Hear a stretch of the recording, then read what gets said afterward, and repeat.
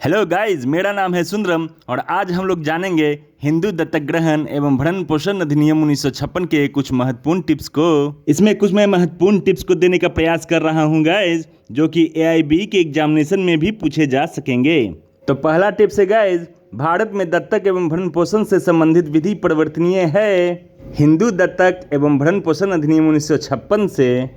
Next tips, Hindu अधिनियम के प्रावधानों के विपरीत दत्तक लेता है तो वह दत्तक होगा। तो वो दत्तक क्या होगा गाइज? शून्य, वॉइड। शून्य यानी कि वॉइड, VOID, वॉइड। हिंदू दत्तक एवं भरण पोषण अधिनियम 1956 की धारा 11 संबंधित है विधिमान्य दत्तक की शर्तों से। आई रिपीट गाइज, विधिमान्य दत्तक की शर्तों से। वही हिंदू पुरुष किसी अपत्य को दत्तक ले सकता है जो स्वस्थचित्त हो, वयस्क हो, विधि के उपबंधों के अनुसार दत्तक लिया हो। यदि किसी पुरुष की पत्नी जीवित हो तो दत्तक लेते समय पत्नी की सम्मति लिया जाना आवश्यक है, हाँ या ना? हाँ, पत्नी की सम्मति लिया जाना आवश्यक है।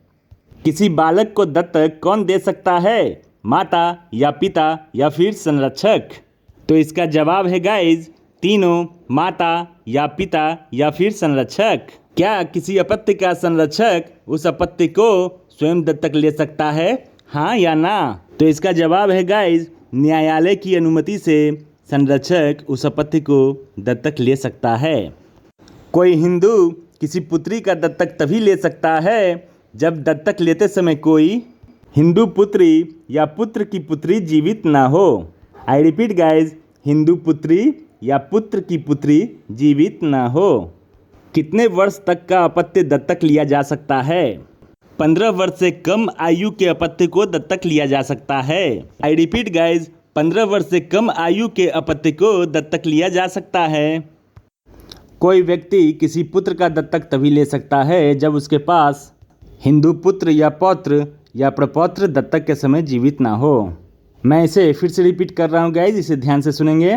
कोई व्यक्ति किसी पुत्र का दत्तक तभी ले सकता है जब उसके पास हिंदू पुत्र या पौत्र या प्रपौत्र दत्तक के समय जीवित ना हो।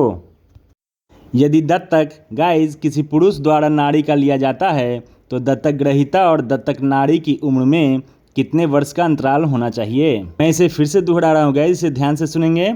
यदि दत्तक किसी पुरुष द्वारा नारी का लिया जाता है तो दत्तक ग्रहीता और दत्तक नारी की उम्र में कितने वर्ष का अंतराल होना चाहिए? तो इसका सही जवाब है गाइज, 21 वर्ष का अंतराल होना चाहिए। तो मैं इसे फिर से दोहरा रहा हूँ गाइज, इसे ध्यान से सुनेंगे। दत्तक ग्रहीता और दत्तक नारी के उम्र के बीच में 21 वर्ष का अंतराल होना चाहिए। यदि किसी नारी द्वारा किसी पुत्र का दत्तक लिया जाता है तो दत्तक ग्रहीता नारी और दत्तक पुत्र की उम्र के बीच कितने वर्ष का अंतराल होना चाहिए गाइज? तो इसका सही जवाब है गाइज, 21 वर्ष का अंतराल दोनों के बीच में होना चाहिए। मैं इसे फिर से दोहरा रहा हूँ गाइज, इसे ध्यान से सुनेंगे। दत्तक ग्रहीता नारी और दत्तक पुत्र की उम्र के बीच 21 वर्ष के अंतराल होने चाहिए। क्या एक ही अपत्य एक साथ 2 या 2 से अधिक व्यक्तियों द्वारा दत्तक लिया जा सकता है गाइज? इस क्वेश्चन को ठीक से समझिएगा गाइज। इसमें कहा जा रहा है कि क्या एक ही अपत्य यानी कि एक ही बच्चा 2 या 2 से अधिक व्यक्तियों द्वारा गोद लिया जा सकता है, दत्तक लिया जा सकता है? तो इसका जवाब है गाइज, नहीं, एक ही अपत्य 2 या 2 से अधिक व्यक्तियों द्वारा गोद नहीं लिया जा सकता है, दत्तक नहीं लिया जा सकता है। हिंदू दत्तक एवं भरण पोषण अधिनियम 1956 की धारा 12 संबंधित है दत्तक ग्रहण के परिणाम से। मैं इसे फिर से दोहरा रहा हूँ गाइस, इसे ध्यान से सुनिएगा। दत्तक ग्रहण के परिणाम से हिंदू दत्तक एवं भरण पोषण अधिनियम 1956 की धारा 12 संबंधित है दत्तक ग्रहण के परिणाम से। हिंदू दत्तक एवं भरण पोषण अधिनियम 1956 की धारा 16 संबंधित है दत्तक के पंजीयन से। दत्तक के पंजीयन से यानी कि रजिस्ट्रेशन ऑफ एडॉप्शन से। पत्नी के भरण पोषण से संबंधित वाद है रघुवीर सिंह बनाम गुलाब सिंह का।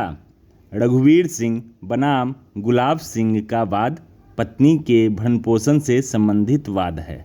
हिंदू दत्तक एवं भरण पोषण अधिनियम 1956 के अधीन कोई पत्नी कब भरण पोषण का अधिकार खो देती है? तो इसका जवाब है गाइज, जब वह पत्नी असाध्वी हो गई हो। जब वह पत्नी असाध्वी हो गई हो। हिंदू दत्तक ग्रहण एवं भरण पोषण अधिनियम 1956 के अनुसार शब्द भरण पोषण में क्या क्या सम्मिलित है गाइज? भरण पोषण के अंतर्गत इसमें आता है गाइज भोजन, वस्त्र, आवास, शिक्षा एवं चिकित्सीय देखरेख एवं उपचार हेतु प्रावधान इसमें है। और इसके अतिरिक्त अविवाहित पुत्री के विवाह के युक्तियुक्त खर्चों के प्रावधान भी भरण पोषण के ही अंतर्गत आते हैं। इसका तात्पर्य यह है गाइज कि भरण पोषण के अंतर्गत भोजन, वस्त्र, आवास, शिक्षा एवं चिकित्सीय देखरेख के प्रावधान हैं और इसके अतिरिक्त अविवाहित पुत्री के विवाह के युक्तियुक्त खर्चों के भी प्रावधान भरण पोषण के अंतर्गत आते हैं। हिंदू दत्तक एवं भरण पोषण अधिनियम 1956 के अनुसार शब्द अल्पवयस्क का क्या अर्थ है गाइज? इसका अर्थ है गाइज कि एक व्यक्ति जिसने 18 वर्षों की आयु पूर्ण नहीं की है, यानी कि जो व्यक्ति 18 वर्षों की आयु पूर्ण नहीं की है, यानी कि 18 वर्ष से कम आयु का है, वो अल्पवयस्क की गिनती में आता है। तो गाइज अब हम लोग यहाँ पे जानेंगे एक बहुत ही महत्वपूर्ण शब्द को, जो कि मैं शुरू से लेकर अब तक के वीडियो में बोलता आ रहा हूँ। वो शब्द है अपत्य। अपत्य। अपत्य का क्या अर्थ होता है गाइज?